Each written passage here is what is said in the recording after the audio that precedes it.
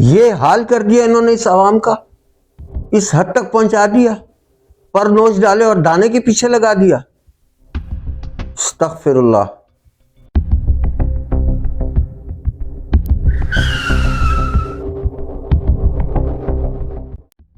अस्सलाम वालेकुम नाजरीन, अपने चैनल रुक जाए पर हाजिर खिदमत हूँ, आपको खुशामदीद कहता हूँ। नाजरीन, आज दिल बहुत जला हुआ है, दुखा हुआ है आज दिल। आज एक खबर मैंने देखी टेलीविज़न के ऊपर कि आटे की तकसीम के वक्त एक शख्स पैरों के नीचे कुचला गया और जान दे दी।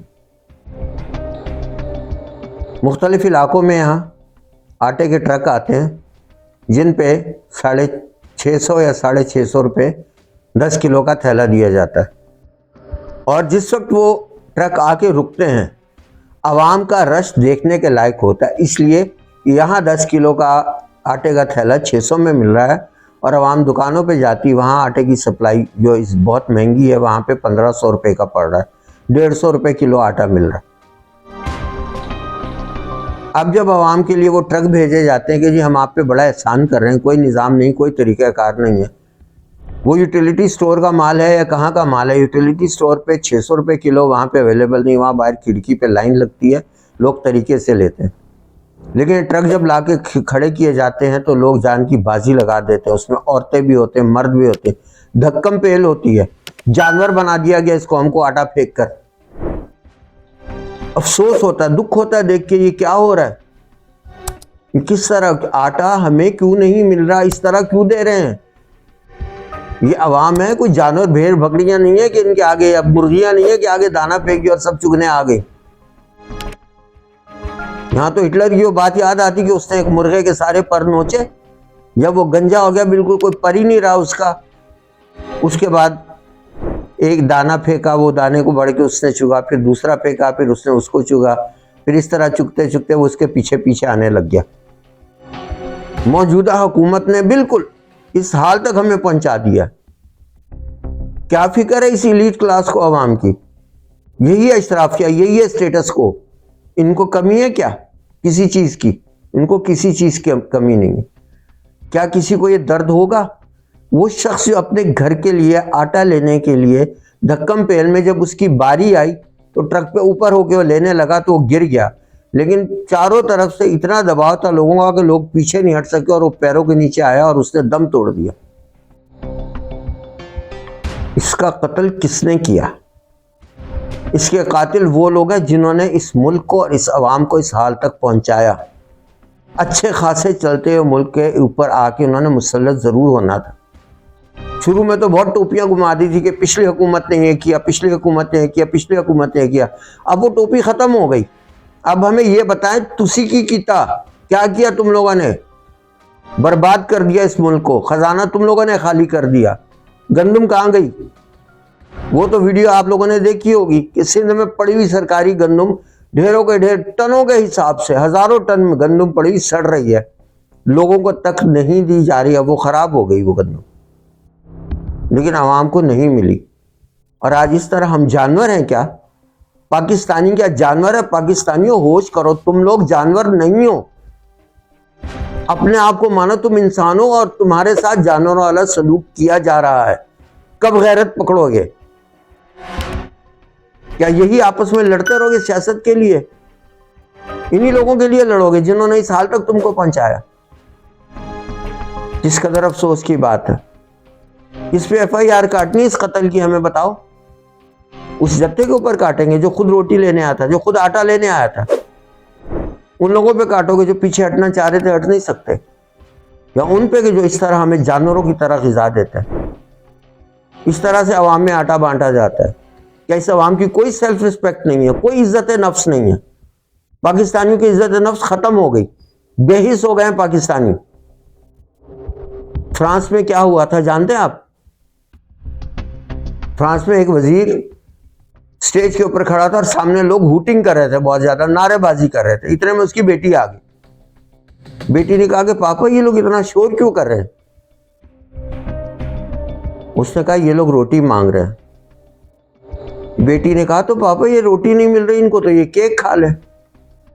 जाहिर है वो एलीट क्लास है, उनको तो किसी चीज़ की कमी नहीं थी और लोगों को रोटी नहीं मिल रही थी। ये बात सुन ली गई, वहाँ के लिफाफा साफ ही नहीं थे कि छुपा लेते।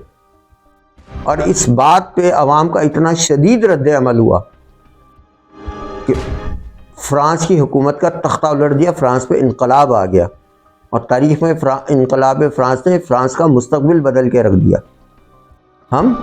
हमारा तो बच्चा गाड़ी के नीचे आया, आज भी वो हमारे लीडर हैं जिन्होंने हमारे बच्चे को कुचलने के बाद 10 साल के गाड़ी तक नहीं रोकी, हम उसके भी नारे मारते हैं, उसके नारे बज रहे हैं हमारे दिमागों में।